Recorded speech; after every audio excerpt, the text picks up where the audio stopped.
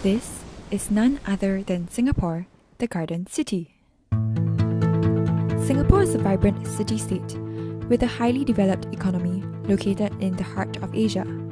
One of the 4 Asian tigers, Singapore is ranked 9th in the United Nations Human Development Index, with the 3rd highest GDP per capita in the world.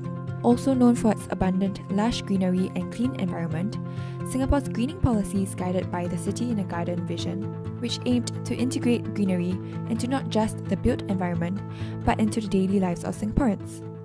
Yet, are its plastic conservation efforts on par with its nation-building strategy? Plastic is the largest category of waste disposed in Singapore. An average shopper takes 2 to 4 plastic bags per supermarket trip and uses 1 to 3 plastic bottles per week.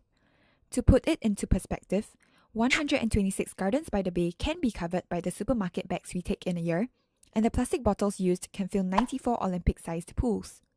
At least 1.76 billion plastic products are used and disposed in Singapore yearly. However, only 6% of this is recycled. There is no producer responsibility in the sense that they don't think about what happens to the waste that is being produced by the consumer from their product after that. So there is no reuse and recycling of all these materials. The bulk of our collected plastics that are meant for recycling are actually not recycled in Singapore but sold overseas. It is understandable that other countries would restrict the import of what they consider as waste. In Singapore, plastic waste travels linearly, from businesses to consumers, then straight into the bin. With China's recent ban of plastic waste imports and changes in plastic import policies in neighbouring Southeast Asian countries, Singapore has lost its major importers of plastic recyclables and its overseas dumping grounds. This current pattern of consumption and production is not sustainable. As long as we continue to use plastics and dispose of them carelessly, it will remain in the environment for decades because it's not biodegradable. I think the most serious problem with regards to plastic waste comes surprisingly in the form of cigarette butts. And every time somebody throws a cigarette butt on the floor, it leaches a lot of toxins into the environment. The others will constitute of like flyaway litter. It might have been picked up by birds, by marine animals if it goes into the water. To produce the 820 million plastic bags used by supermarket shoppers in a year, it takes 10.4 million kilograms of crude oil and 3.4 million kilograms of natural gas. These natural resources take millions of years to form and cannot be easily replaced once consumed. It requires a lot of energy for the plastic to be burnt, and all these will result in a lot of carbon dioxide and sulfides, which will pollute our air. If we continue business as usual, it will run out at an even faster pace and we will not be able to reduce carbon emissions, and that's where global temperatures are going to rise. The over-reliance on plastics is taking a toll on Singapore's only landfill, located offshore in Semakau Island. Every year, 200 million kilograms of waste and ashes produced by Singapore's 4 incineration plants is sent to the landfill.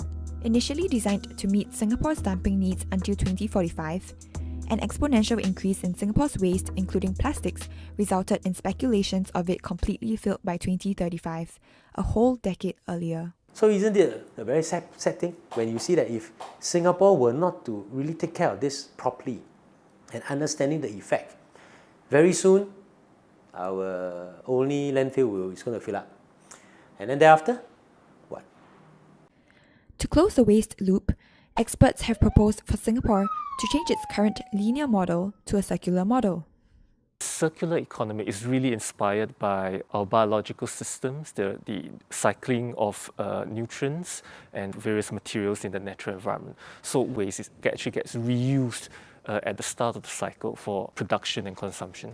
It's important to keep our resources within the loop of reusing and through recycling and minimizing. They have been running the Singapore Packaging Agreement. It's a voluntary agreement where companies can come on board to commit to how much packaging waste they have decided to reduce. And in the coming years, they are going to mandate industries to report how much packaging they are going to use and also what plans they have to reduce packaging. Adopting a circular system requires Singaporeans to shift from a use and throw mentality to one where resources are reused. Adopting a zero-waste lifestyle at the individual level contributes to such circularity. Increasingly, local eco-startups have embraced zero-waste philosophies as their core business practice. Brands like the Zero Waste and Live Love Luna offer a wide range of packaging-free groceries, eco-friendly home products, and reusable lifestyle goods to equip consumers with the tools to adopt an eco-friendly lifestyle.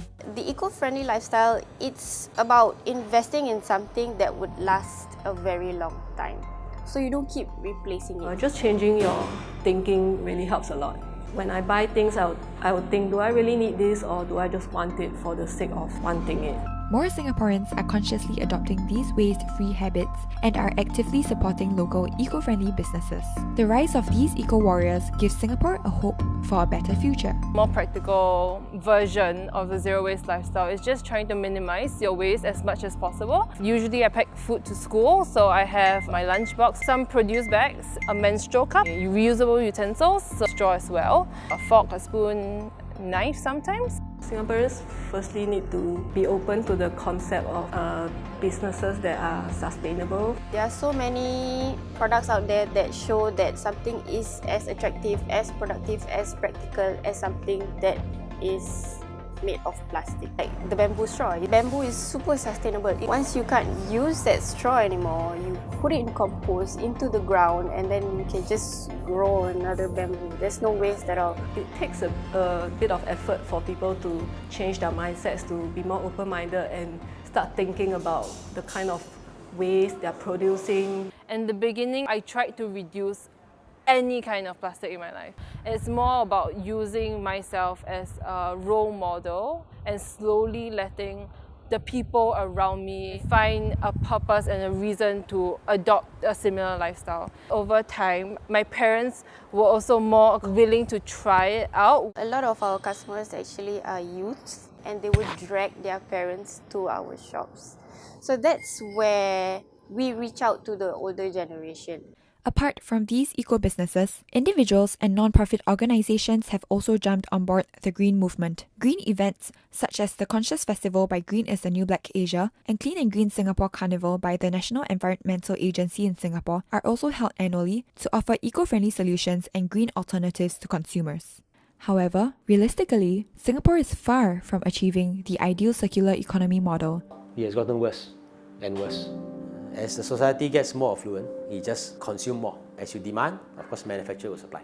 So the government is starting to regulate industries with regards to plastic waste, but they have not started kicking in policies that regulates the public's behaviour with regards to waste management. Singaporeans are just like, oh, you know, somebody's going to take care of it. It doesn't matter what I do, I just throw it anyway. I mean, it's free, right? So people just give and then they just take it without thinking that what's going to happen to this plastic bag. Foreign case studies suggest that regulation of plastic use may be ineffective. While charging for plastic bags may reduce usage in the short term, as people get used to paying, usage will increase again. What needs to be fundamentally changed is Singaporeans' self-awareness. A lot of people, when we tell them to take less plastic bags, they will say, oh, then how am I supposed to throw away my trash, you know? But then our question is that why do we have so much trash? Singaporeans are not really aware of the amount of plastic waste that we are producing, mainly because it's so ingrained in our lifestyle. The kind of change that we would like to see from Singaporeans is just being more receptive towards the fact that we don't have a planet B.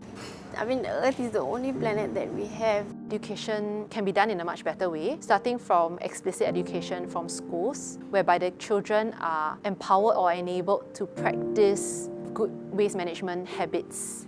Definitely, there can be more support in green financing as well as innovation. We have to look at ways to encourage SMEs, small and medium enterprises, to come on board our green initiatives. The first thing that they can do is to refuse. Before they are faster than you are faster than them. Like, no, I don't need a plastic bag. If you look at the nature, for example, my favorite food, orange. When you peel it off, the skin itself goes back to earth, benefits the soil, and then it goes in helping to grow something new. There's no waste in nature.